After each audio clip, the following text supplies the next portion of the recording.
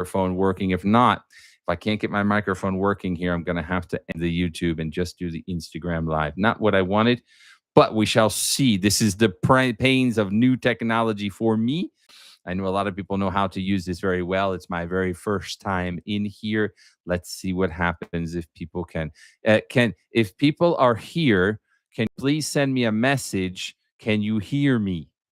Can you hear me? Listening to you. Oh, thank the Lord. Praise the Lord. In the name of the Father and the Son and the Holy Spirit. Yes, I am Catholic. Wow. Okay, that was stressful. I'm sorry. I've wasted 14 minutes of your time, people. I truly, Instagram, remember, go to the YouTube where I'm going to be putting up my PowerPoint. I think I finally got the microphone.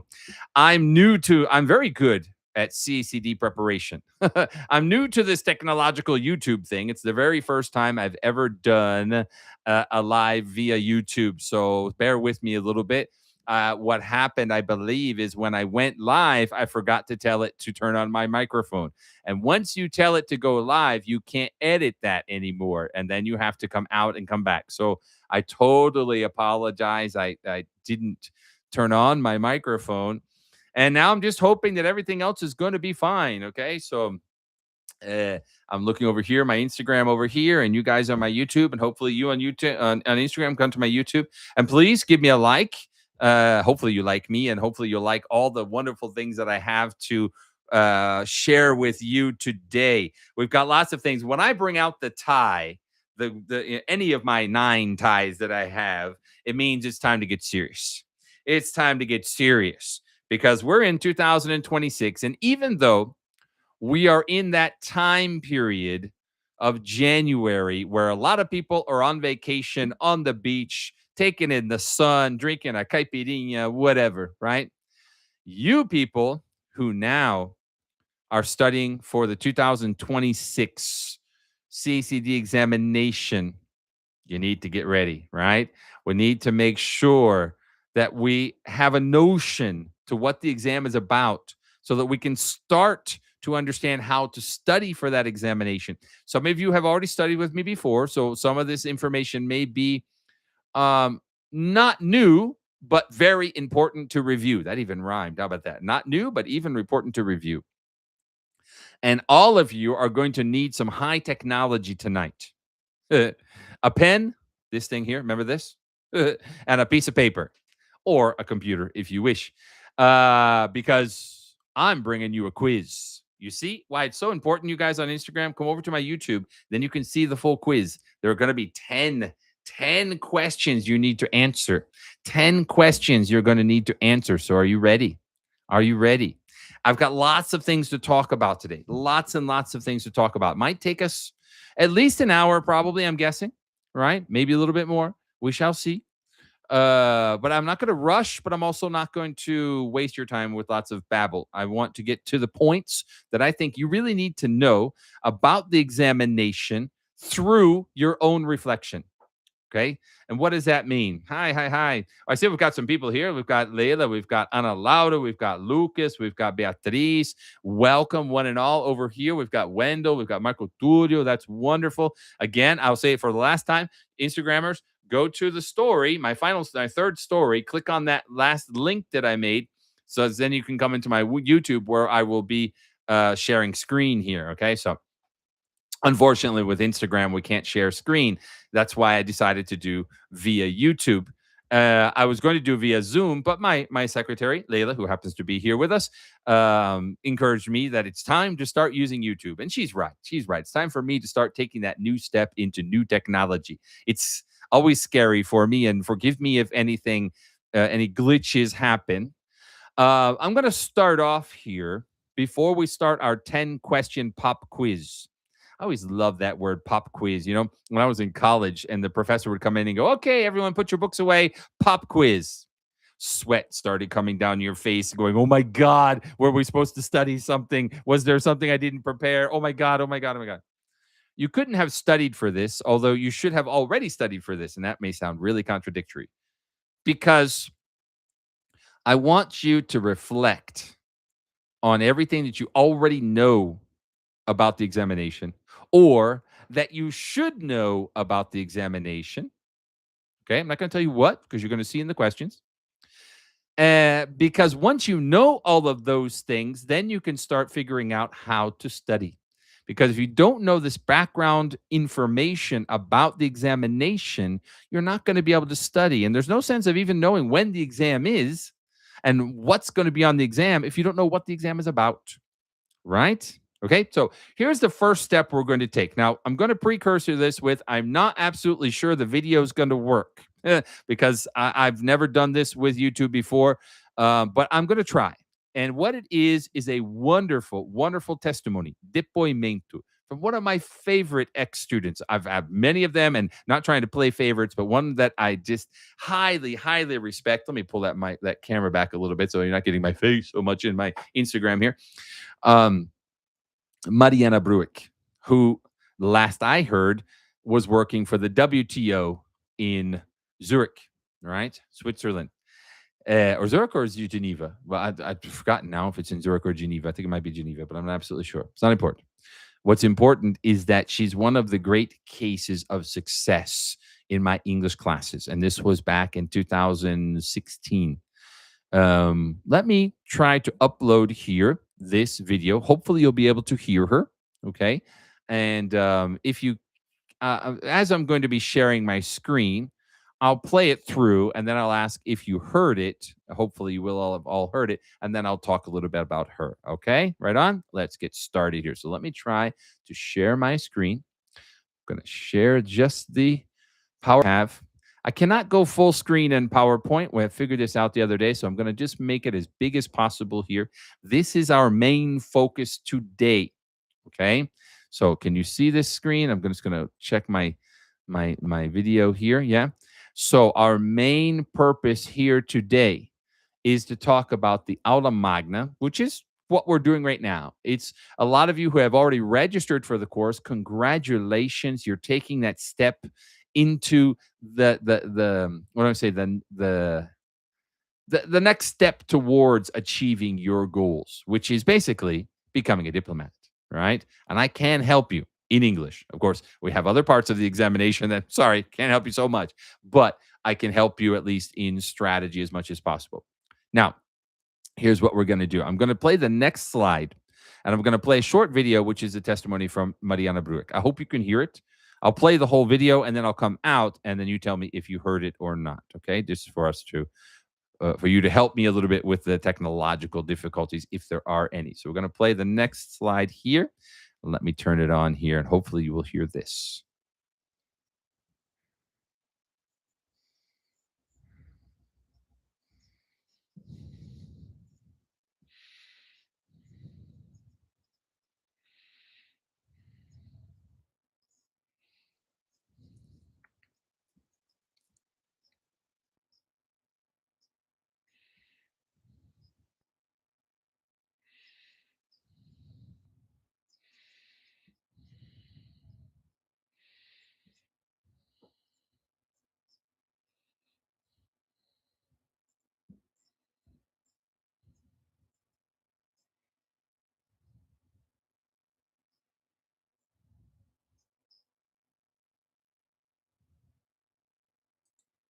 I'm gonna come out now. I'll come back to me. Now, just put me in the chat here. Did you hear that? I know it was very low sound, but could you hear her speaking, or did you only see? Couldn't hear, but I saw the subtitles. But okay, yeah. Well, I'm glad it had the subtitles. It's enough for you to do. I haven't figured that one out yet. How to share screen with videos. I think I need a separate program and whatever. But that's not okay. That's okay. Let me just tell you 30 seconds about Mariana. Mariana, as she said, she started with me, I believe it was in August of 2015. And it was like 1 month before the examination.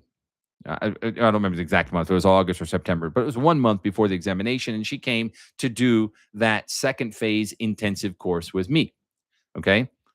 And one thing that she will confirm if you ever get a chance to talk to her, the first composition she ever did for me, she got 0 on the composition.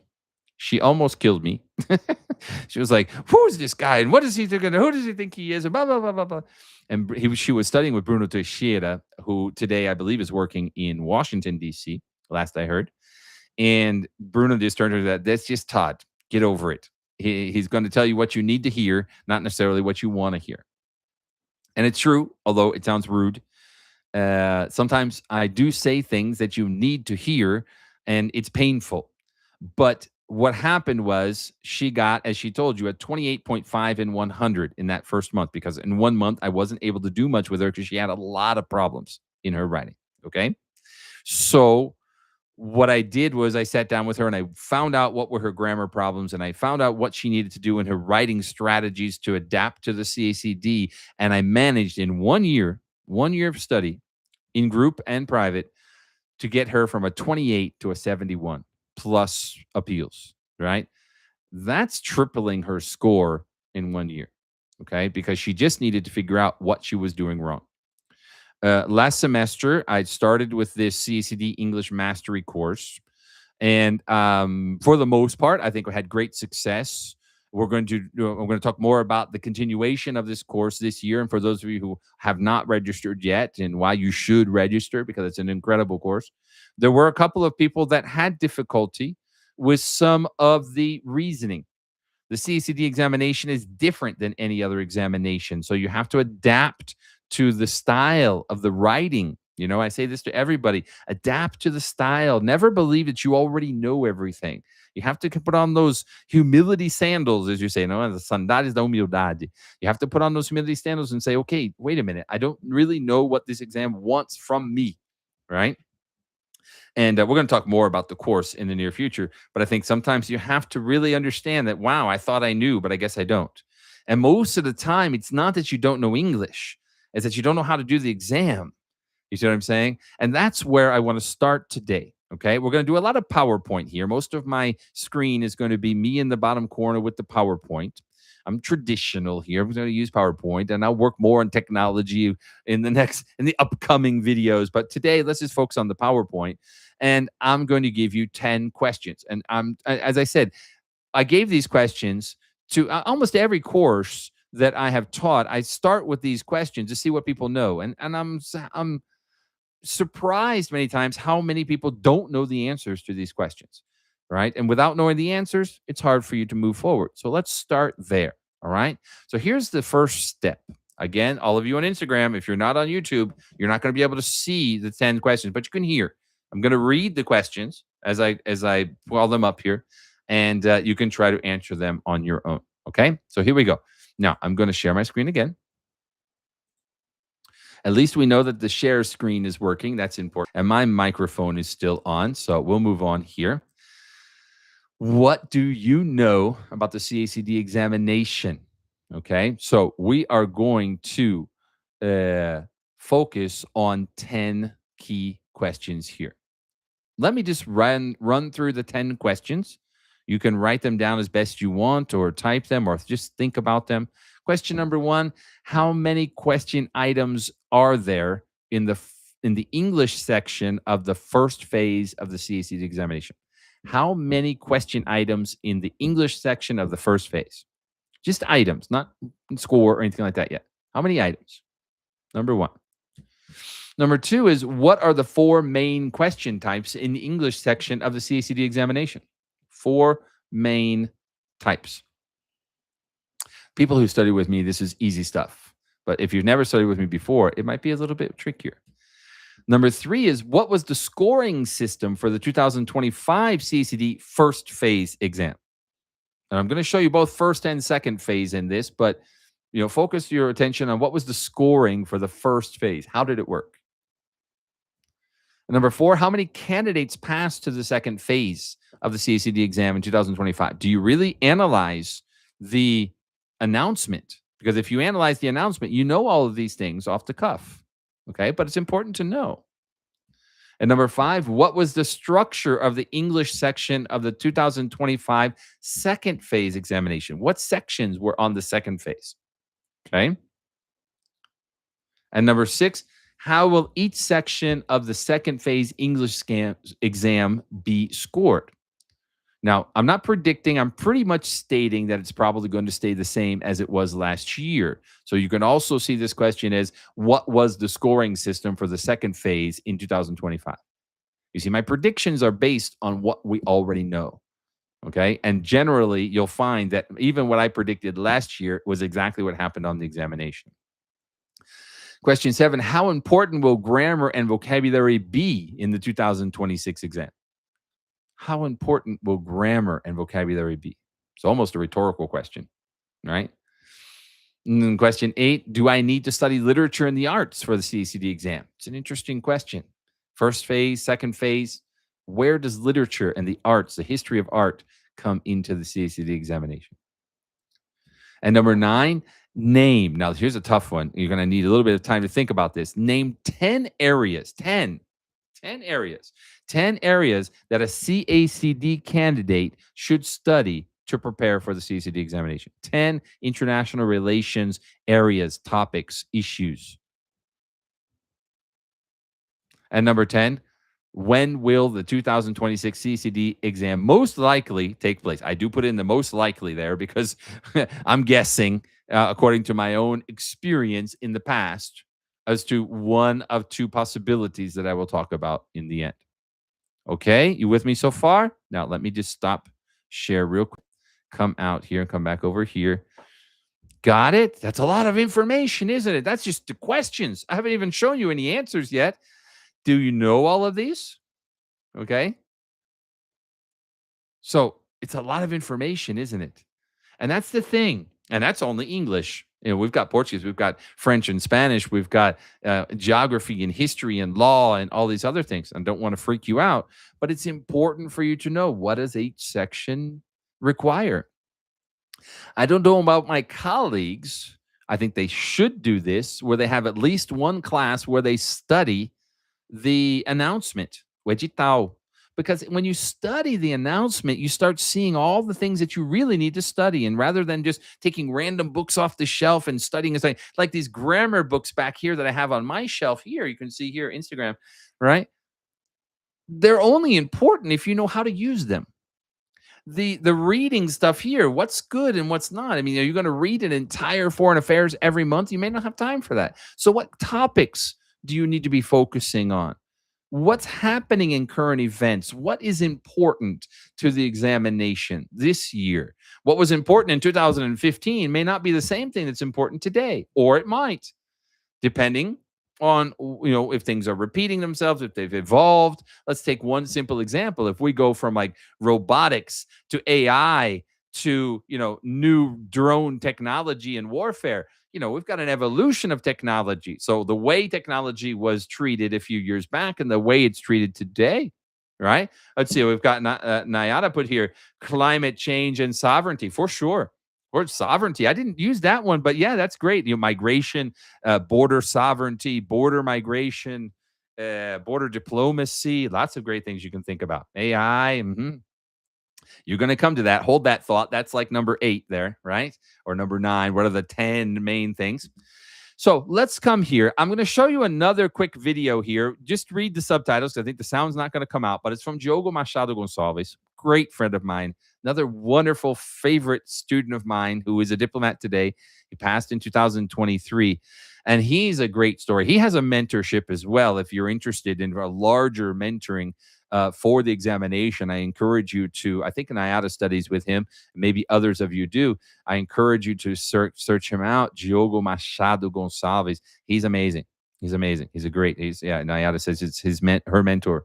And I was his mentor in English. I can't blame for everybody else, but we became great friends and still are. I just, I have a special place in my heart for Diogo. And he studied a long time.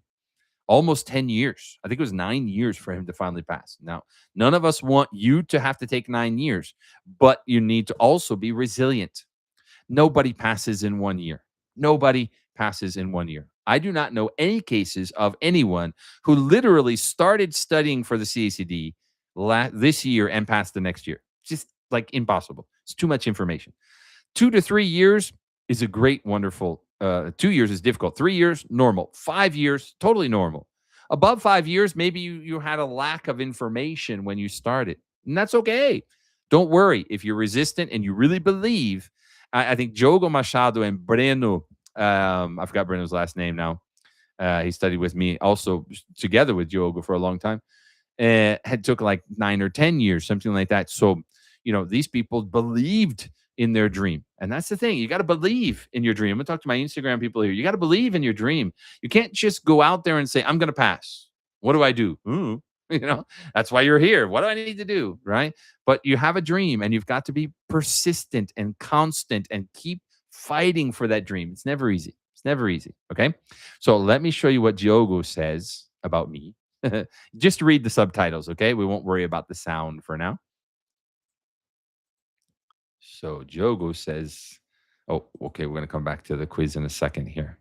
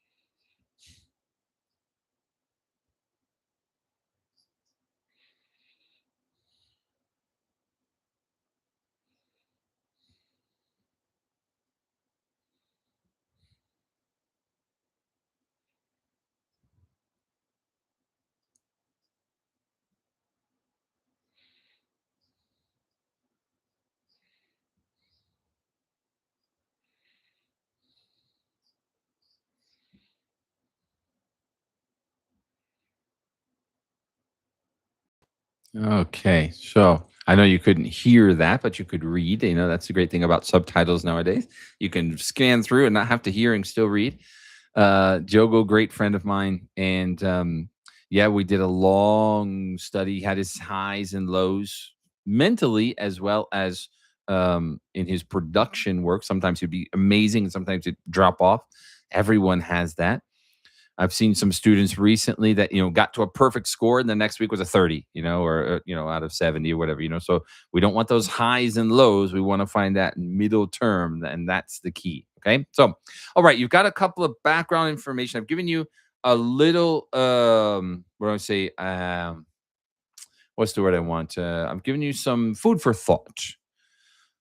10 questions. 10 questions for you to answer. Now, we're going to go through these questions. I'm going to stay mostly here on the PowerPoint, okay? I'll come out when I feel like I want to make a more direct commentary with you, okay?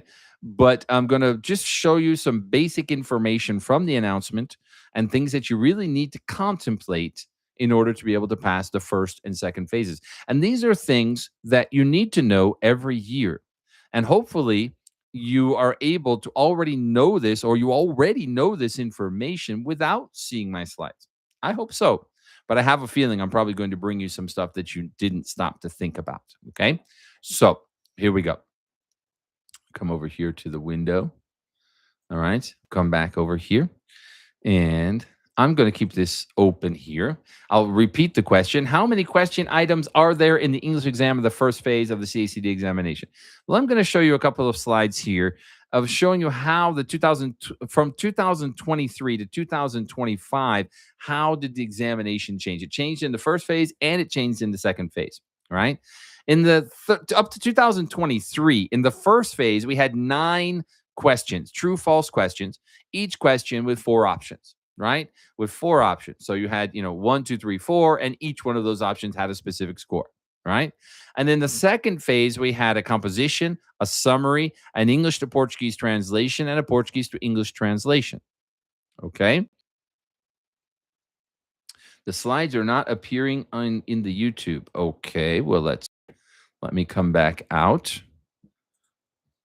I can see them on my screen. I'm going to try again. Por aqui a tela. Wait a minute, I've got too many things going on at the same time. Por aqui a tela está toda escura. Não está reproduzindo a apresentação dos slides. Let me try again. It might have been because of the video. Let me try this again. You can tell me if you can see it now. Who was that? Marcos, I think, just sent me a message. Send me another message. Marcos, can you see it now? I can see it on my screen. Can you see it on yours? Yes? Okay. Yes. Well, Graça says she can see on hers.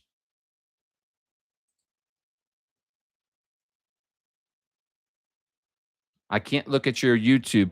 Marcos, send me a message in the YouTube. Okay, now it is on. Okay. When you send me messages, Marcos, please send me in the YouTube because I won't be able to access my WhatsApp right now. Okay. I'm all by myself here. All right. In other words, it's going to take hours and hours. Technology is a beautiful thing. You know, when it works, it's great. When it doesn't work, oh my God. Everybody knows that, right? But I'm trying hard. So you can see me, right? Okay. And the slides are there. All right. So here we go. This is what I'm talking about right here. So there were 9 questions, 4 options each. And then we had the second phase writing examination, composition, summary, English to Portuguese translation, Portuguese to English translation. Correct? Okay. Now, when we went to 2024, of course, we had the diminishing of the first phase questions from 9 to 7. And it still had 4 options each, right? 4 options each. And each option had its own scoring system. Okay. Now we're going to come back to the scoring system in a minute here. And then they diminished the second phase to a composition and an English to Portuguese translation. So as you noticed, Diogo, when he made that video, they were still focusing on translations in the second phase. But when we came to the 2025 examination, then things changed radically. Okay. And I can say to you, and I say this to my Instagram because you're looking at me in the eye, and I say to you here too, basically what they did was they took a basis of the off-chan. Someone sent me a message today about, are you going to talk about the off-chan composition? No, it wasn't the off-chan composition that was put into the English examination. It was the first phase. Because instead of having one question and 4 answers, or one question, 4 answer options, what you had was simply a random command like determine true or false. And then you had sentences. And that's what the old 2008 off-chan exam did. They just gave they give a text and random sentences. And you have to say, is that sentence true according to the text? And then there's 4 kinds of questions we're going to look at in just a second. So what I did was I counted how many items were there. Well, let's do a mathematics here. Okay. If I go up just here, no, I'm going to have to go over here. Okay. Let's do the math. So if you go 7 times 4, how many items do you get? 28. So they didn't change the number of actual answer options. They kept the same number of answer options of 28. So it's as if there were 7 questions, except they didn't hold themselves to exactly 7 questions. Right? We're going to look in a second here to how that was broken down. But they take a random command. They might have 5. One of them had 9. One had 5. One had 3. One had 4. So the number of options does not need to be 4. It just needs to be a total of 28 options. You see what I'm saying? And each one of those being scored separately. So you're not being scored based on the actual question itself. You're being scored on the options. Okay? And that plays to exactly what I've always said. Each option is a separate question.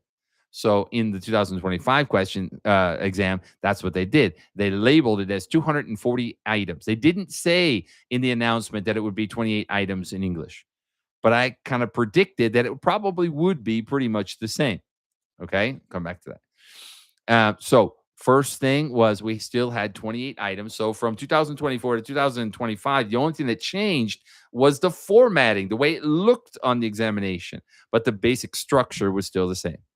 Okay. So when that happens, what I want you to know, let's look over my Instagram people. When that happens, you know that if you follow the next question, and you simply follow the strategies that I give, you're not going to have a problem. It doesn't matter if they change from 7 questions with 4 options to 28 items. It's going to be the exact same thing.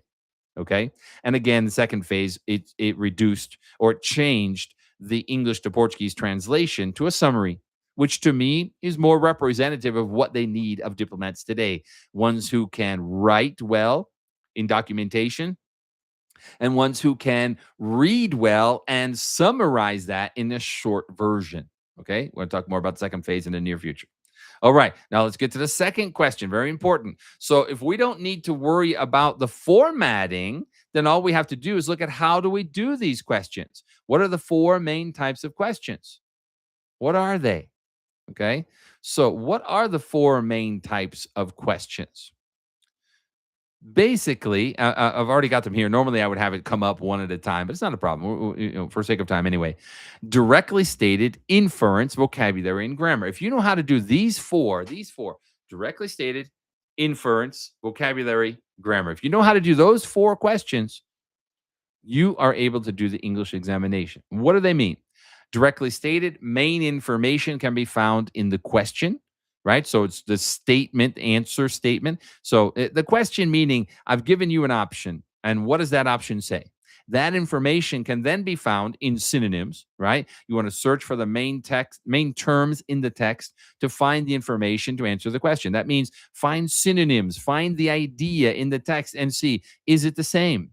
That's what we call directly stated. It's stated in the text. An inference is a little bit more complicated. Generally, they cite the section of the text itself and then refer you to the text and say, now, what does it mean? What did the author mean? What was how can we interpret what the author's intentions were? What do the words mean? Sometimes it's focused on vocabulary as well. So, once we have that, then we know that we are looking for an inference, so an understanding of the text. The first was what's in the text. The second is what we understand or interpret from the text. Okay. The third is vocabulary, probably generally the most common answer. Vocabulary terms, phrasal verbs, idiomatic and fixed expressions, sentences, rewrites, many different ways that they test you in vocabulary. And vocabulary can come up as well in the directly stated and inference questions. Okay. So it's something that's ingrained in a lot of the different questions. And last year, grammar, I think they had, if I'm not mistaken, like 9 options of the 28 that were grammar questions. How to use, I don't remember exactly off the top of my head here, but probably pronoun reference and word order or linking word, things like this, right? So we have basically 8 main grammatical structures: verb tenses, relative clauses, conditional statements, pronouns, prepositions, modal verbs, linking words, and word forms that I consider to be the 8 most important, although there may be a few other, what do I call them? Not innuendos, offshoots of this same basic grammatical structures. Okay. And those in the course, the mastery course, I have a whole section each week on just working with each of these grammatical structures. Okay. It's very important that you have a good notion of these for your writing as well as for your first phase. Okay. So if you know how to do those 4 kinds of questions, you're in good shape.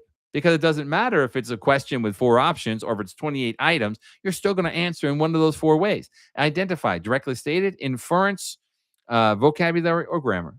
Once you have that, first phase should not be a problem as long as you're paying attention to detail. I did have a student this past year that didn't pay attention to detail and got tripped up by all the tricks of the trade. When he was reviewing with me, he was like, "Oh, I can't believe. Oh, I can't believe. I can't believe." So it's not something I hadn't taught before. He was just in a hurry, not paying attention to the tricks of the trade.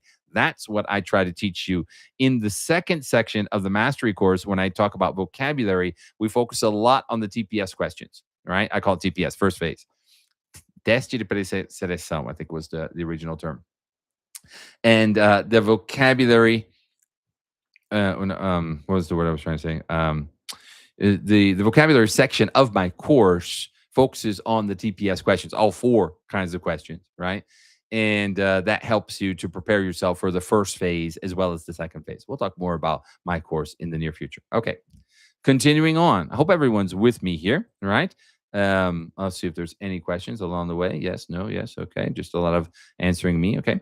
Right, so I'm just going to continue on. I'm going to do the first 5 questions and then we'll take a breath, okay? So we come back over here. What is the scoring system for the CACD first phase examination? Well, let's compare 2024 to 2025. 20 to 24 was all the exact same structure. There were 4 options per question. You had a question, you had 4 answer options, A, B, C, D, right? And then if you got it right, you got 0.25. If you got it wrong, you had a subtraction of 0.125. And if you didn't answer it or you answered it twice, then you got a 0 score.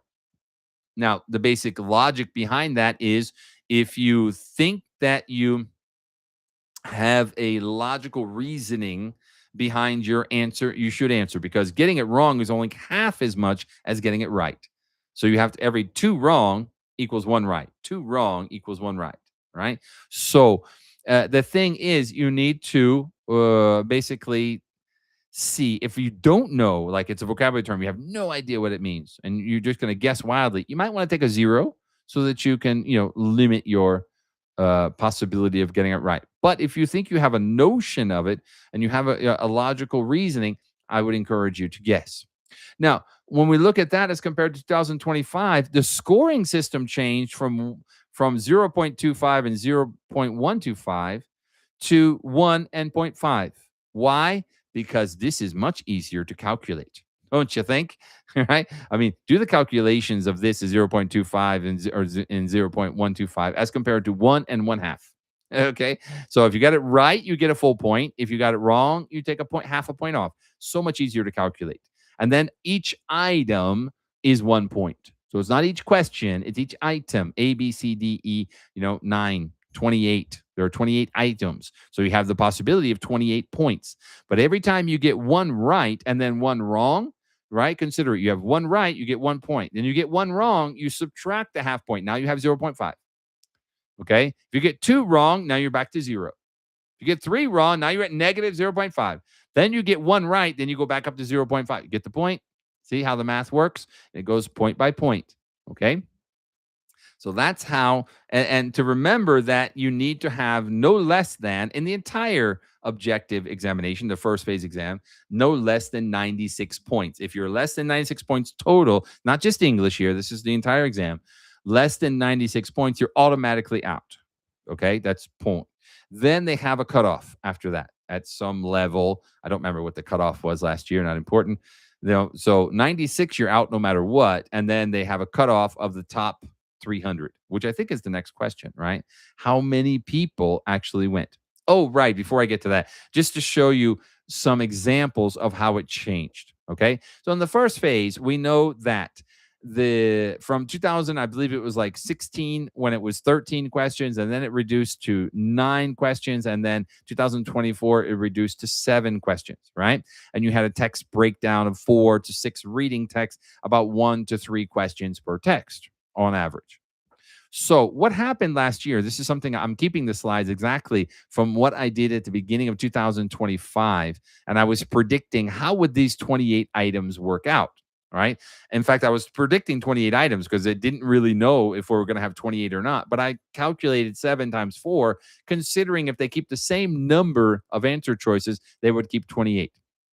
And then I said to myself, well, the first option, if it's like 2024, would be 4 to 6 reading texts, and then probably 1 to 3 questions per text. And then each one of those questions would have 4 options, probably 7 questions, 4 options. Now you'll notice the big stamper that says wrong, right? And that was the interesting thing. I made another wild guess. I said, okay, that's if they maintain it. But what I see as items seems like the old off-chan exam.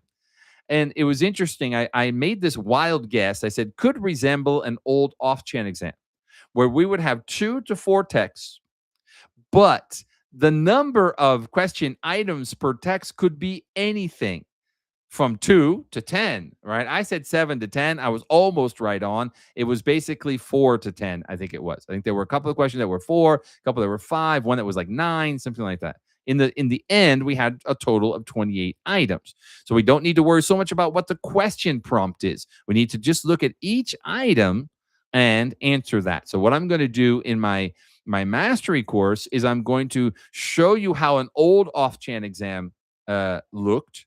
Okay, I'm going to show you how the 2024 exam looked and how the 2025 exam looked, and then we'll build from there. You see what I'm saying? So when you have that notion of the different kinds of exams and the way that they look, visually, then you can be ready for any sort of visual exam. But again, if you answer those same four kinds of questions, directly stated, inference, vocabulary, grammar, it doesn't matter what the format is. You see what I'm saying? That's how you can really limit your stress. Oh my God, do I have to have five? Do I have to have four? Do I have to, this vestibular thing where you have like four options? One of them must be right and three are wrong. But no, no, it's just each item is an item and you analyze that item for itself. Okay. In 2023, we had 9 questions with 36 total items, right? In 2024, we had 7 questions with 28 total items. And then in 2025, we just had 28 items. So you'll notice 2024, the only difference was that it was broken down into question format, right? 7 different questions. 2025, we had 5 texts. So I was right. I said 4 to 6 texts. There were 5. And you'll notice here in the first text, they had 1 question, they had 9 items. So this gave, determine true or false in the following statements and 9 statements. So it wasn't based on a question per se, it was each item separately. In number 2, they had 5 items. In number 3, they had 4 items, and then they had 5 items, and then 5 items. So it was between 4 and 10. I had said 7 and 10. I was close, right? I was close, but basically, the only one that looked like the 2024 exam was number 3. And what are the topics? Women in diplomacy, future of diplomacy, the Crusades, the Anthropocene, which is climate change, and international politics. When we go back to the other topics here real quick, you'll notice that they pretty much repeat: political thought, diplomacy, climate change, literature, okay? And then we come down here: paleontology, art, right? Literature, art, international organizations, power, urbanization. And then we come down here and we see Anthropocene, climate change, diplomacy, right? And there's this historical part, like we saw here, where you see the paleontology as a historical text. If you look in 2024, you see the Crusades. If you look, I think, back to 2022, you probably see like Portuguese navigation and Dutch culture and things like this. Okay, so they like to put in a history text of some kind. All right, the objective is, how well do you know English? It's not how well do you know about the Dutch culture? How much do you know about the Anthropocene? No, it's how well you're able to deal with English language. Because the key to this examination is English. It's not topics. We need to have all of these topics to be able to deal with the examination better, but we just need to know English. And if we know the 4, I'm going to keep repeating this. If you know those 4 question types, what are they? Say to yourself: directly stated, inference, vocabulary, grammar. Repeat that 10 times to yourself. You'll never forget it. Once you know those 4 styles, the TPS becomes easy. And my exercises become easier and easier. And you say, you go to me, Todd, you're making exercises that are too easy. No, I'm making hard exercises. You're just getting better. In the end, most people, when they come to the exam, in fact, I think this is a good place for us to take a. Most people, when they take the examination, they come back to me and they go, your course is so much more difficult than the real examination. You're crazy. I'm like, good. I'm glad I'm crazy because you found the exam to be easy. But I talked to Joe Blow, who didn't study with me, and said, oh my God, this was the most difficult English exam I've ever done. Okay. So a lot of times what I'm doing is I'm preparing you for the style of question, for the vocabulary and grammar. Now, I can't tell you every vocabulary point. I can tell you the grammar points that most commonly come on the exam. Okay. The vocabulary, there's always going to be some random word. The one I loved the most was the word soupçon that came up on an exam. Does anyone know? Não escuto mais. Ish. Okay. Well, my microphone is working. I can see it working here. It might be a delay. I'm going to put here, there might be a delay. Okay. Yeah. So sometimes there's a delay when we come back from the PowerPoint, like a 30 or 60-second delay. So but it's okay. If you don't hear me, let me know. Okay. It's important to see if you're following me. But basically it's this: if you know those 4 question styles, you're going to be able to deal with the questions. Okay. You might want to, anyone, I'm going to type this here. Quem não está ouvindo, tenta sair e voltar.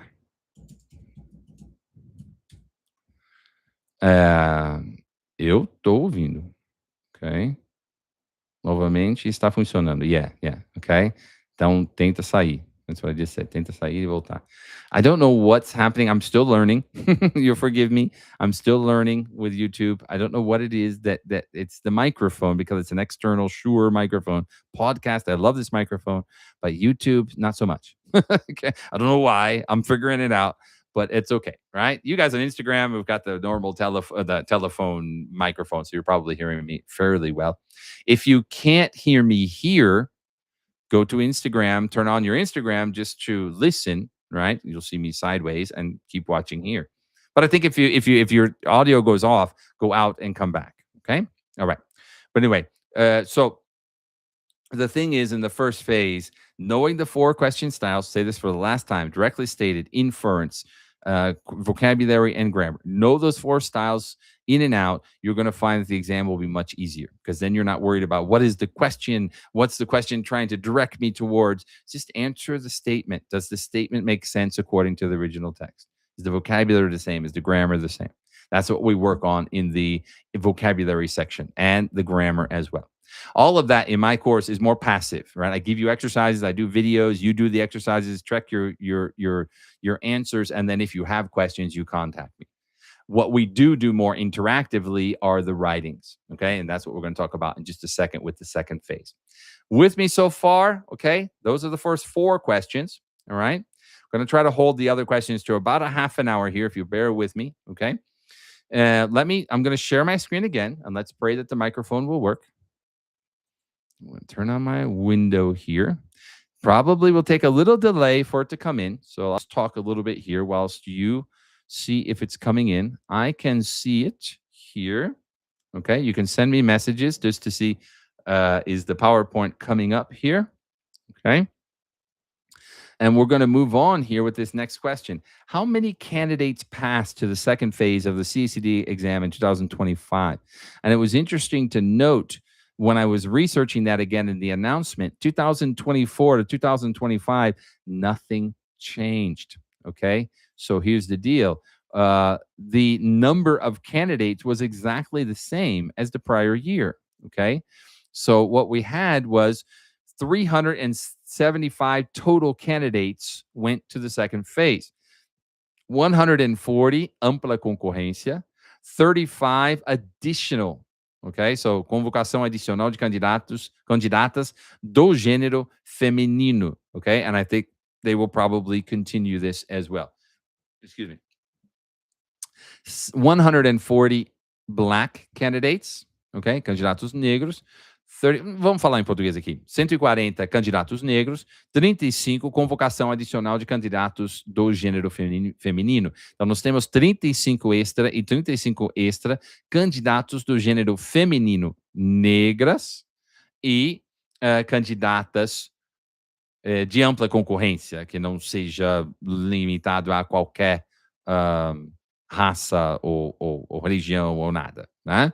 Então, 140 ampla concorrência, 140 candidatos negros, 20 pessoas com deficiência, PCD, right? Mais 5 do gênero feminino. Total, 375. Isso manteve-se de 2024 a 2025 e acredito eu que vai continuar igual. Não vejo razão para modificar esse número, porque não deu problema nenhum. No sentido de dar oportunidade para mais pessoas na segunda fase, porém eliminar o máximo possível, né? Num ano normal, em torno de 6 mil candidatos. Nem todos vêm para a prova, mas 6 mil inscritos, né? Então, se você pensar em 6.375 que passam para a segunda fase. Então, é na média de 1 em cada 20 candidatos que passa para a segunda fase. Então, a primeira fase é importante sim, gente. Se você não passar a primeira fase, a segunda fase não vale nada, né? Então, muitas vezes a gente prepara para a segunda fase, mas aí toma bomba na primeira e aí tudo jogado para o alto. Então, é bom você juntar os seus estudos para ter um pouquinho na primeira e um pouquinho da segunda. Talvez mais foco na segunda, porque a segunda fase é mais difícil na parte de escrita e criação de textos em todas as áreas, mas a primeira fase não pode ser deixada completamente de lado. É importante você ter sempre um contato. Por isso eu tenho essa parte que eu criei no Mastery Course, eu criei essa parte de vocabulário e gramática, porque eu percebi que todos precisavam um pouquinho mais de input, de regras gramaticais e vocabulário, e de onde que eu tiro o vocabulário. Você vê ali atrás, deixa eu ver se você consegue ver aqui, o, that thing there, it's called Foreign Affairs. Foreign Affairs, okay? The Economist, we'll talk about the sources in a second.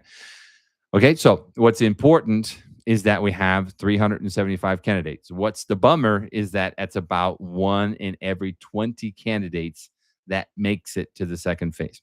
So you've got to be good, the top of the cream of the crop in the first phase, to then get to the second phase, which has an even more limited categorization or passing level, which is 50 final candidates, right? Okay, moving on. Question 5 says, what was the structure of the English section of the 2025 second phase exam? I think most of you know this, okay? The língua inglesa. I'm going to be bouncing back and forth here between English and Portuguese. Bear with me. Redação sobre tema geral com extensão mínima de 605 linhas e máxima de 70 linhas, 70 pontos. Elaboração de um resumo com extensão mínima de 15 linhas e máxima de 30 linhas. Okay. So we have a composition, 65 to 70 lines handwritten. On average, I usually say most people write around 10 words per line. So when I teach, if you're typing, you should be thinking somewhere between 650, 700 words. Some people write up to 750. Okay, that's about 12 words a line. That's acceptable. But some people are writing 900 words. It's not going to fit in 7 lines, in 70 lines. Okay. You have to be careful to reduce your ideas to the main principles. Okay. And in the summary, you have 15 to 30 lines, about 150 to 300 words. Can be somewhere up around 350, but up above 350, you run the risk of having too many words. And remember one horrible thing. If you write outside the box, you will be eliminated. And I say eliminated because you will get a 0 in that section. And mostly any zeros of 30 and 70 points is deadly. One of the candidates who passed, who is a diplomat today, Isabel Eirado, it's a hard word to say. And I name her specifically because she's a diplomat today. So she passed. But it happened to her in 2024. She wrote outside the box. I don't know if it was an extension or if it was an extra line. I think it was an extra line. And she got a 0 on her composition. 0, 70 points. How do you make up 70 points in the second phase in the total score? It's like impossible. So she was eliminated because of that. Not because she had good or bad English, but because she wrote outside the box. Little things like that you need to pay attention to, okay? So how is this made up? Just very quickly, língua inglesa, avaliarão o conteúdo, conhecimento do tema, a capacidade de expressão na modalidade escrita e o uso das normas do registro formal. What does that mean? It means content and grammar. Grammar, vocabulary. When I score, I tell grammar, vocabulary, and content score, right? And then your content score, how is that broken down? Okay. So this is then broken down into, it's basically the same thing. Content, grammar. I'm going to break it down here. I'm going to come back to that slide just a second. I thought I had this slide here. Oh, I took it out. Okay. All right. My fault. I'll just say it here. Basically, when we talk about the content score of the composition, we have 25 points for grammar and vocabulary and 45 points for content. Okay. So we have to be careful about grammar and vocabulary, but we also need to be careful of the structure because we have coherence, we have content examples, and we have analysis and reflection. Coherence worth 10 points, content worth 10 points, and 25 points for analysis and reflection. I meant to put that slide in here. I don't know why I erased it, but that's important knowledge so that you know how the score is broken down. So about 1/3 of the score is grammar and vocabulary, and 2/3 of the score is content and structure. And a lot of people, as I said in my course last year, had problems with the structure because you're not used to that structure for this examination. It's very journalistically based, not so much academic as it is journalistic. Okay. So it takes a lot of work on knowing how to deal with these five main formats. Defend one single issue, right? You're given a quote and you're giving one issue, defend it, and you have to develop your ideas. Advantages and disadvantages, or compare and contrast. Then we have two ideas we need to compare and contrast. Historical narrative, that you're given a topic and you need to give all of the history behind that. 2021, it was Brazil and the UNSC. I've given many times Brazil in climate change summits. So it's the idea of where did it start and what were the main, historical and effective diplomatic measures that Brazil did in X. And then chronological historical. So you're given a topic, and then you have to show, from the 20th century to the 21st century, how has this evolved? Technology, for example, right? From the third industrial revolution to the fourth to the fifth to whatever we have today. Okay, things like this, and these are things that I work on in the course itself. So it's interesting to know how to deal with the different quotes and commands that you get, and what is it they're asking you to do, how to develop your ideas and sub ideas, how to use geopolitical examples to back up your ideas. That's the thing that people have the most difficulty with. How do I know what to back up? Not to use a million different examples, but to have one good, well-developed example that backs up your ideas, and then how to reach a conclusion with a reaffirmation and an outlook. These things are all things that I teach in my course. Very important structural points. Some people have great English, but that structure is killing them because they're not sure how to do it. Okay. And I'm trying very hard to get people to understand that. And if you have patience and you start following some of the logic, I think Marcos, is here in our talk here. And we had this discussion together. You can correct me if I'm wrong, Marcos. That you at one point sent me a message that said inside of your writing, well, I'm just following the model now, and so I don't know if I'm right or wrong. And I can say to everyone here, you're right, Marcos. That's what you need to do. It seems weird sometimes you're just following a cookie cutter approach. Don't try to fight the exam. Don't try to be better than the exam. Just get the basic structure of what you need to present and how to present it. And then once you have that, then you start working with the grammar and vocabulary, which is, Marcos can agree with me here.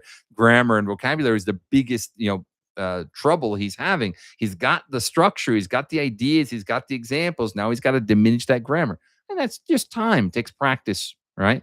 And I can tell you, I have a great student now that is your competitor. I won't name his name here, but he's one of the few people of I think 5 people in the 25 years that I've been teaching for Rio Branco that have gotten a perfect score on a composition with me. 5, one handful. Okay. It wasn't Mariana Bruick. It wasn't Bruno Teixeira. Well, Bruno Teixeira, yes, Bruno Teixeira was one of them. But this guy got a perfect score. Aline Sodré, who passed in 2025, is one of the second people that got a perfect composition score with me. And then the following week, she got like a 50 in 70. I was like, oh, okay, wait, don't do that. It's like, you don't want to drop that much. If you drop 5 points, okay, have a few errors here and there, no problem. But dropping 20, 30 points, that's a problem. Okay. So anyway, so we work on that. And then let me come back over here. I don't want to hold over too much on this here. Then the summary, we have basically skimming the text for the main idea, rereading to find the main elements. What are the most important overall umbrella ideas? And then what kind of supporting examples do I need to link one idea to the next? How many paragraphs do I need? Do I need 1 or 2 or 3? That's very much in a stylistic question. I tend to focus on like 2 or 3 paragraphs, but some people prefer to write 1. The answer keys usually come with 1 paragraph. It depends on how big your text is and how well you develop it and link your ideas. And then making sure, of course, that the grammar and vocabulary is paid attention to, because 15 points for grammar and vocabulary, 15 points for content on the summary. So half of it is content, but half of it is grammar and vocabulary. So if you overcome the grammar and vocabulary, you're probably going to have a very good content score. And I'm very happy to say all the students in my last course last year got really good at writing summaries. They still have some problems with compositions, but man, the summaries just went through the roof. It was like I could read the summary and find 3 or 4 errors and go, yep, that's what you need right there. Blah, blah. It's beautiful. I've had a number of people that have gotten to perfect summaries. Yeah, and that's great because then you don't have to worry too much about that. Okay, you know how to find the elements, you know how to structure it, and it comes faster and more naturally. You don't want to rush through it because you don't want to make stupid grammar and vocabulary errors, but you do want to make sure that you have the right structure and you feel confident with the language. That's the key. Question 6, how will each section of the second phase be scored? Oh, there's the scoring system. I knew it was here somewhere. Organization, right? So, apresentação, impressão geral do texto, legibilidade, estilo e coerência. Those of you that have really bad handwriting, be careful. Handwriting is a serious problem. Legibilidade, okay? If they can't read it, they will mark you off heavily here. So you want to be careful. Style, coherence. This is why I call this coherence, coerência, okay? Here, capacidade de argumentação, objetividade, sistematização, conteúdo e pertinência das informações. So this content score here, I heavily base on how well you develop your idea and how well you back it up with a geopolitical example. If you don't have geopolitical examples, trust me, they will drop you in this 1B. Okay, because you don't have content, it's too superficial. You need to make sure that you prove your point, not just come up with a general point, but prove that this happened somewhere in history. And then that capacidade de análise e reflexão, that I call analysis and reflection, worth 25 points, very abstract, but heavily dependent on these 2 points. So if you did really well in your presentation and coherence, and you have good arguments and good examples to back it up, then you're probably going to have a high analysis and reflection score. Okay. But if you do poorly on either of these, it's going to have a direct domino effect here. And the grammar and vocabulary that you have here, correção gramatical e propriedade da linguagem, CGPL is how they call it. I call it GV, grammar vocabulary. Okay. And that's where 25 points. Now, if you're getting a really low score here, that has a domino effect here. Okay. And those of you who are studying with me and have studied in the past, and Mariana Bruick and Diogo Machado and everyone else can tell you this is what I do. So if you have a really bad grammar score, you're going to see this coherence score dropping. And if your content doesn't have good supporting argument, this is going to drop. And if those drop, then that drops. So you can see there's a domino effect from grammar and vocabulary upon coherence, coherence upon arguments, arguments upon analysis and reflection. It's a domino effect. Domino effect. Okay. So you don't want to get stuck in that domino effect. All right. So you want to be careful. And the summary, of course, 15 points for grammar, 0.5 points for every error. That includes grammar, spelling, vocabulary, punctuation, comma rules are very important. I always do punctuation. No one ever teaches punctuation. I do. And the serial comma is something kills people. All right. But it is something very important. If you've got wrong commas or semicolon usage, you're going to get points taken off. And then how well the content, how well the candidate is able to stick to the original content, order of information, relevant examples, and grammar vocabulary accuracy. See the domino effect? Grammar vocabulary accuracy has a domino effect upon the content score. So if you have a very low score here, you're going to be penalized in your content. Okay? Got the idea? All right. That's the scoring for the second phase. Let me look over here, see if there's any kinds of comments that people want to say. No? Okay. I'm just rolling along. I think a lot of this you already know, but it's great to review, and I'll explain to you why in a second. We're almost done here. How important will grammar and vocabulary be in this 2025, 26? Oops, that should say 26. My fault. 26 second phase exam. I think that's a rhetorical question, is it not? How important is grammar and vocabulary? Well, what else do you need to know? Well, you need to know content, of course. So think about it. When you look at the numbers, 25 points in the composition and 15 points in the summary are purely grammar and vocabulary. Okay? I don't know why I put 2024, 2026. I'm getting lost. I'm 2 years behind myself. Although candidates will not be eliminated due to a 0 grammar score, the grammar and vocabulary score will have a domino effect upon the other scores of each section. Very important statement right there. The domino effect. That's what I want you to be careful of. Because if you're doing well in the grammar, it's going to help your content score. If you're doing badly in the grammar, it's going to hurt your content score. Bottom line. Okay? So you can see three books that I recommend. Go very quickly through this. The Michael Swan Practical English Usage, very important as a grammar English a grammar dictionary. Okay, in other words, it just gives you definitions of different grammar points. Not an exercise book, but it's great to have on your shelf for appeals. The intermediate level grammar book that I like to recommend is the Understanding and Using English Grammar by Eddie Azar. It's more intermediate. You can also use the Murphy, which would be English Grammar and Use. Had to look, I remember the name. English Grammar and Use. Okay, no problem. But it's more of an intermediate. We need the advanced level to pass. So the advanced one that I always recommend is Advanced Language Practice by Michael Vince. There may be others out there on the market, but these have been the three books that have been most successful with students. And I don't do grammar exercises like they do in these books. There are a lot of filling in the blank. I do more interactive kind of exercises, comprehension exercises, critical thinking exercises, but they are very important grammar books for your review. Okay. Question 9 says, do I need to study literature and the arts for the CACD examination? It's a really good question because last year in 2025, they didn't put literature and the arts on the exam.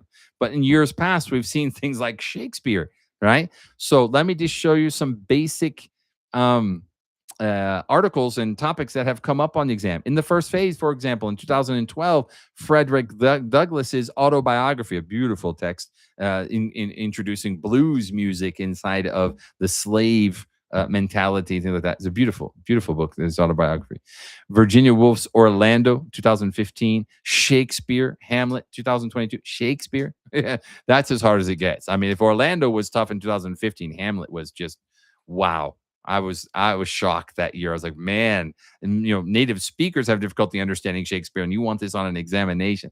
But what it does, and let me say this to everybody, it's not about you knowing Shakespeare. And no, I don't encourage you just to go out and start reading Shakespeare unless you like it. What it asks you to do is to see your stress level. Right? If I give you a really difficult text that's difficult to understand, the questions are usually pretty logical. And they're looking to see, are you going to freak out? Are you going to be able to deal with any sort of text, no matter what the difficulty is, no matter what the area is? That's the key. Okay. And then are you able to answer the questions accordingly? And we also had Gallant's Montreal Stories. In arts, we had Caravaggio, beautiful text. I love that one, 2012. Francis Bacon, 2015. Roots of Romanticism, 2020-21. And Egyptian art in 2020-21. So it could be history of the arts. And in the second phase, the first three were all translations. George Orwell's Homage to Catalonia in 2014 and Road to Wigan Pier in 2019. Herman Melville's Moby Dick in 2018. Iris Murdoch's The Green Knight in 2022. They were all texts for translation, right? Maybe the translation text will come back. So, we have to always keep that in the back of our minds, okay? And then there was a summary text by Helen Caldwell called The Brazilian Othello of Machado de Assis. Okay, so is literature on the exam? Yes, it can be. So it's good for you to have a good background knowledge of literature. The best way to do that is actually not to try to read every piece of literature ever published in the world. I guarantee. What you should do, though, is to look up the Norton Anthology of English. Write that down. The Norton Anthology of English. It can be American of English literature. Sorry. Norton Anthology of English Literature, Norton Anthology of American Literature. And don't worry about reading all of it. You can read some spot pieces, but read each of the introductions of each movement. And what was Romanticism? What was modernism? What was neo-modernism? What was postmodernism, etc. Okay, so that you know what the main principles are of each unit. And then when you see a text and it was written in, let's say, 2018, or the text was written in the 19th century, like Moby Dick, it came on the 2018 exam, but it's from the 19th century, late 19th, early 20th century. Jack London, for example, would be like 1900. So you have to think about what was the movement at that time, what were the main principles, then you can understand the text more easily. See, that's one way to deal with literature without having to read everything. I know a lot of you are literature buffs, as I am. I love literature, but we don't have time to read everything. But we do need to know what the movements were. And it's important to know how the movements are different from the Brazilian literature to the American and British literatures. Okay, so it's important to know what are the movements in the different English-speaking nations. I would say mainly focus on British and American. Okay, Australian and African and Jamaican. Nothing against the languages, but I think they're not as common for this examination. It's more British and American. Okay, and then we're ending up here with the 10th question, ninth question. What are the 10 areas? I saw that Nayada had put up 3.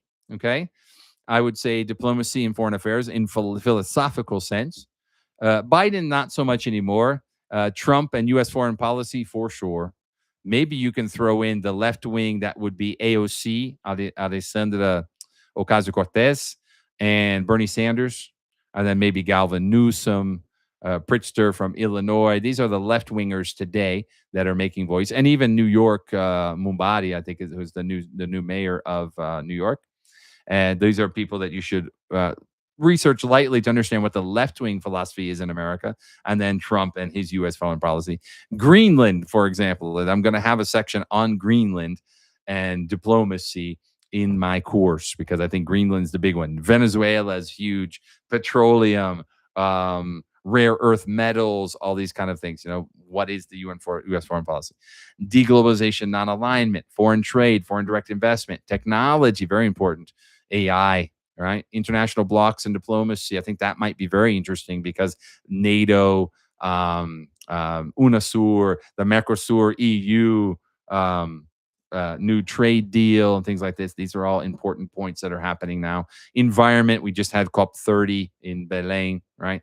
Immigration, emigration, migration. How much are we talking about with immigration with the United States, especially in the Mexican border and in Europe as well, from African nations to Europe?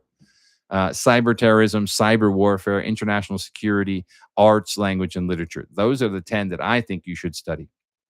All right, at least those 10. All right. And then let's end up our thought here. Here are some reading sites in the order of importance. The Economist, Foreign Affairs, The Diplomat, Guardian, Foreign Policy. Most important 5. Washington Post, New York Times, Wall Street Journal, and The Times are good if, and only if, you use them with international topics. If you try to use these with local topics, it's not so relevant to the diplomacy examination. Okay.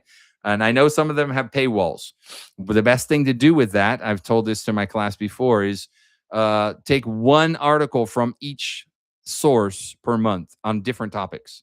So you take one article from The Economist on climate change, and one article from the Foreign Affairs on Trump and foreign policy, and one article from The Diplomat on cyber warfare and AI or something, so you have one from each source, and basically the sources will all be talking about the same topics anyway. So what we do is since we have the right to 1 or 2 free articles a month, if we take 2 articles from 5 different texts, 5 different journals, we have 10 articles. You see, that's how you beat the system. Now, it's always important if you can pay, right? If you can pay for the paywall, then that's great. Feel free. I pay for Foreign Affairs myself. It's not so expensive, about $70 a year.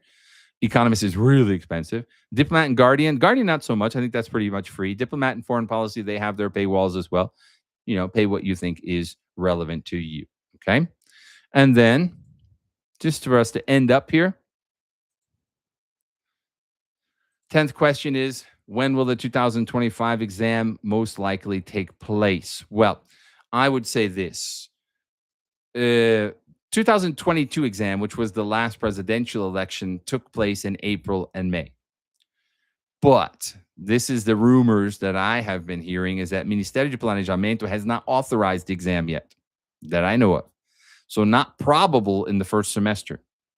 But what I understand is they need to finish the exam at least 90 days before the election. Now, I don't have exact information here or even where you can find this, but this is what I understand. And the last election, 2024, I believe it happened like that, where they did the exam in late June and late July. So the first phase in June, the second phase like the 31st of July. That gives 90 days to have everything done before the elections in October. You see what I'm saying? Something to that effect. So I'm guessing June and July for the examination. Now, if they're going to do it in April and May, they've got to launch that announcement in February, right? And it could happen. They could launch the examination. I mean, because even though I've not heard from the Ministério de Planejamento yet, but If they start to launch it, like the portaria comes out in the first week of February, and then the announcement, that would give them 2 months to do the registrations. Then the exam could be in April and May, or maybe they can do it in like late February and have the exam in May and June, something to that effect. Possible. It's possible, but not as probable. I'm still guessing June and July. I don't think they'll do it in August because it's too close to the elections. Okay. So I think probably first phase in June, second phase in July. Yes, I think there will be an exam. Okay. I don't think that they will not have an exam. All right. I think that they will do the examination. They'll kind of force it through. All right. But exactly what dates, I can't tell you exactly. I'm just going on my experience from past examinations. So I'm guessing June and July. Let's see if I'm right. Okay. If the announcement comes out next week, well, then you can write me a message saying, Todd, sorry, you were wrong. It's April and May. Okay. Could happen. That was what happened in 2022. Okay. So it won't surprise me if it happens.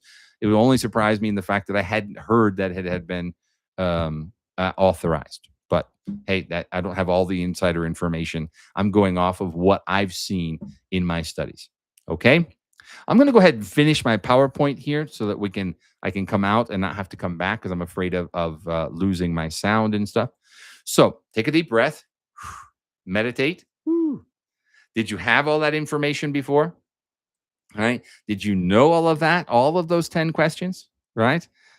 I want to know. I mean, anyone who's here right now, tell me, did you know all of that information that I gave you before? Right? Be honest with yourself. You don't have to be honest with me. Right? Did you know all 10 of those questions? I hope you did. If you did, brilliant. If you didn't, that's okay.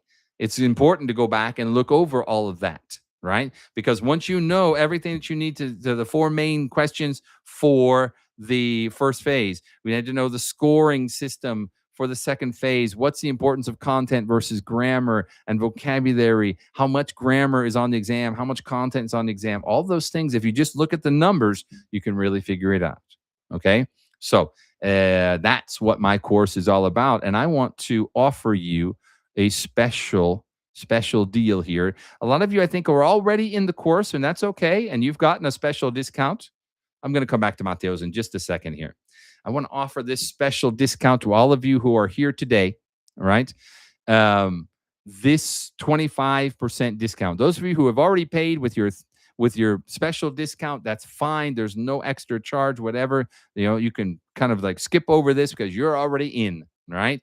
And I have already at least 15 people registered in my course. If anyone is there that still wants to register, all you have to do is contact me either by Instagram or by WhatsApp, okay, or by email, any of the above, okay? And my email is right there. It's also my Pix, right? Todd@toddmarshall.com.br. It's a Bank of Brazil account, okay? If you want to pay, you can just make the payment and then send me the receipt by email, and I will put you into the group. I haven't made the WhatsApp group yet, but I'm going to. And tomorrow, the course will start. I've got a lot of work to do still, but I will get it ready by tomorrow. All right. So we'll start with the first opening classes about how to do the examination and the first set of exercises for you to start working on. All right. And it's a 12-week course. We're going to have grammar, vocabulary, TPS, and writing strategies, one writing per week. And I am going, and those of you who have studied with me before, you know that I got a little bit behind in my corrections. I think I'm going to take away this semester. I'm not going to do the rewrites unless I feel like you really need to work on that. I'm going to try to do the corrections directly in the text and negotiate with students in a more mentoring sense of what do you really need to work on. Okay. So once I get that moving, I think I can help you more directly. The course is general, but I will try to help each one of you specifically with your needs. Okay. And then if I feel like the rewrites can help you to improve, which I think they can, but I don't want to get behind on the corrections like I did last semester. So I'm going to try to speed that up a little bit. And then maybe once or twice during the semester, I'll have you do a rewrite where I'll just show you the errors, and then you try to figure out what it is, okay, to improve your grammar and vocabulary. Right on? Okay. Now I want to end here with Mateo Siqueira. I'll end with two things, actually. Let's come back over here. When we come back up here, Mateus Siqueira, who passed in 2024, a great student, studied with me in the advanced and the intensive courses. He said this: o curso de professor Todd Marshall teve impacto decisivo na minha preparação para o CACD. O rigor de seus simulados e exercícios era sempre adequado ao nível de exigência do concurso, de modo que, no dia da prova oficial, a experiência parecia muito mais tranquila e natural. That's what I'm always saying. My tests are much more difficult than theirs. My corrections are much harder than theirs. Essa preparação consistente me deu confiança nas duas fases do CACD. Todd alia o rigor na correção a um acompanhamento cuidadoso e amigável. Recomendo ao professor sem hesitar a qualquer candidato que queira se preparar com eficácia para o concurso. Those are his words, and I stand by them. I will try to help you as much as I can. As I always say, it is a personalized course. It's not an individual course. We have a group, but each one of you has your problems, and I try to identify those problems to try to help you to get to the next level. Okay? And the last thing here is the good news. Last year, from the advanced level course, I had 5 people pass: Mariana Alves, Aline Sodré, Isabel Eirado, Thiago Meinberg, and Iaman Santos. All are diplomats today, and I think they just took office today. If I remember, I saw Laura de la Monica published a thing on her Instagram about the new class coming in. So I think they just got took office, right? So 5 people there of 20 that are now diplomats. Okay, there were 20 people in my advanced course last year. 5 of them are diplomats today. That's a pretty good percentage, 25%, don't you think? Don't you want to come study with me? So if you're ready, it's time to get down to business. Now I'm going to stop sharing, and hopefully my sound will come. Let's try. Now I'm here. If you can't hear me, go out and come back real quick. I'm just going to make a final comment, and we'll end up this wonderful Aula Magna. Lots of information. I told you at the beginning, a lot of information. Okay. And it takes a lot of work on my part. And I'm not saying this to make you feel sorry for me. It's a lot of work to prepare these materials, from considering grammatical structures to vocabulary TPS exercises to not only producing the question for the summary, the text for the summary, the question for the summary, the question and quote for the composition, but creating the answer keys and creating the videos to explain to you how I came across all of this and why I think it's important for the CCD. It takes a lot of work. So my work is to help you. You see what I'm saying? And it's a lot of extras, not just me correcting your exercises. I'm creating answer keys to give you logic. I'm creating videos to tell you why. You see what I'm saying? And I know that some of you prefer to have the video before, but I don't necessarily think that's productive. I'd like you to do the exercise first, the way you think it should be done. And I'm going to tear it apart. Of course, that's my role. All right. I'm going to do everything that I can to show you where your flaws are. Okay. So that you can improve and be at the competitive level. In the beginning, it will hurt because you have lots of errors. You have grammar errors. You have structural errors. You have so many things. You start getting frustrated. Oh my God, what does he want? Blah, blah. If you pay attention to my videos, I will very clearly say, in this kind of a quote and command, you need to do this. In this kind of quote command, you do that. This kind of article, you need to identify the overall ideas, not the example, etc. All of the stuff that you need to know are in my videos and my answer keys. Okay. It's okay when you do the exercise and you don't have an answer key. That's the way the test is. You come on the day of the test, you don't have an answer key to base yourself on, right? You don't have a video to watch and say, "Oh, I think this is I know how to do it now," and go do it.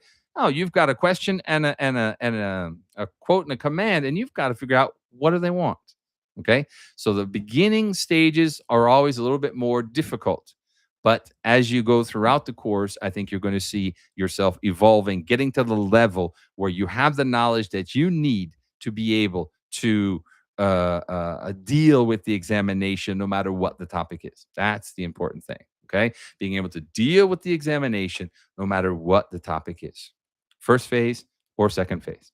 Right on? So I want to end here. If there's any comments anyone would like to make, either on the Instagram or here on my YouTube, feel free right now. I'm going to take a quick drink. Then I'm just going to make my final statement here and we'll end it up for the night.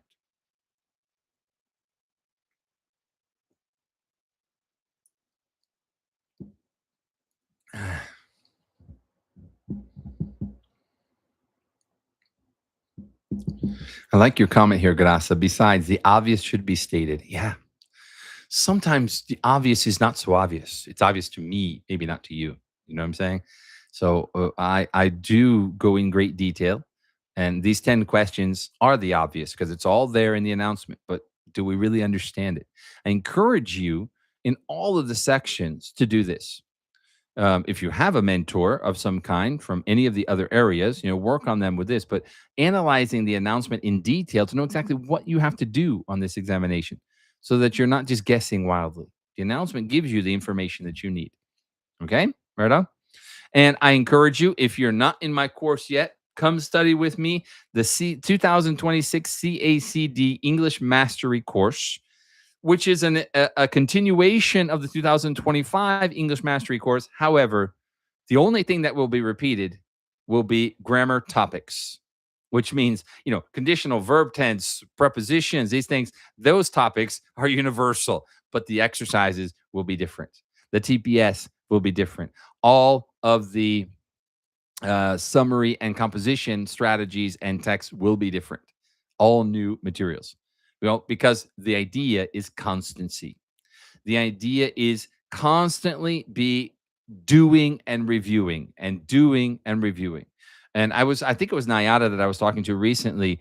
In this course, it's a lot of stuff. You probably are going to need 2 to 4 hours a week to do all of the materials. So if you don't have 4 hours in the week, you only have two, focus on the writing. Do the grammar and vocabulary at a later date. You can download these materials and keep as you wish. Then you can do them later. Or maybe like I point out something, oh, you got to pay attention to conditional. Okay, let me go back and do that conditional statement exercise. Okay. Not saying don't do the grammar and vocabulary if you have time. It's beneficial. I try to link it to the writing topics. But if you have to leave something out in the short term, leave those out, do them later, like more towards the first phase, and focus on your writing so that by the time you get to the first phase, you can come back and review the grammar and vocabulary and be ready for the first phase. I will later on, probably around May or something like that, I will launch a first phase intensive course. And then after the first phase, I will launch a second phase intensive course. That's my strategy every year. Okay. This course is a 12-week course. It's going to go until about the beginning to middle of April. Okay. And each week you have grammar, vocabulary, and writing strategies. Right on. I see that Grasa is already in. I know a lot of you are already in. And if there's anyone out there that still wants to be in, all you got to do is contact me on Instagram. Simply send me a DM that says, I'm interested in the CACD mastery course, okay, or English mastery course, either way. And I will send you the course proposal for you to analyze, okay? Remembering that until Friday, you have a special 25% discount if you pay in cash up front, okay, a vista. Or if you remind me, I'll send you the slide that says you can pay in 2 or 3 payments as well. Okay, right on. Good enough. People, I thank you very much for participating in this class. I hope to see you in my course. I know a lot of you are already registered. Get excited. Tomorrow, I will start sending you links to the WhatsApp group, to the Google Drive with all of the materials. I won't be sending all the materials. I send out the materials on a weekly basis. So don't go into the Google Drive thinking you have the whole course. No, you're going to get 1 week and focus on that. And then the next week, a new set of materials. Okay. Trying to get all the materials out every Wednesday. That's the key. Okay. Right on. That is all. I thank you all very, very much for watching and have a wonderful, wonderful evening. Okay. Take care.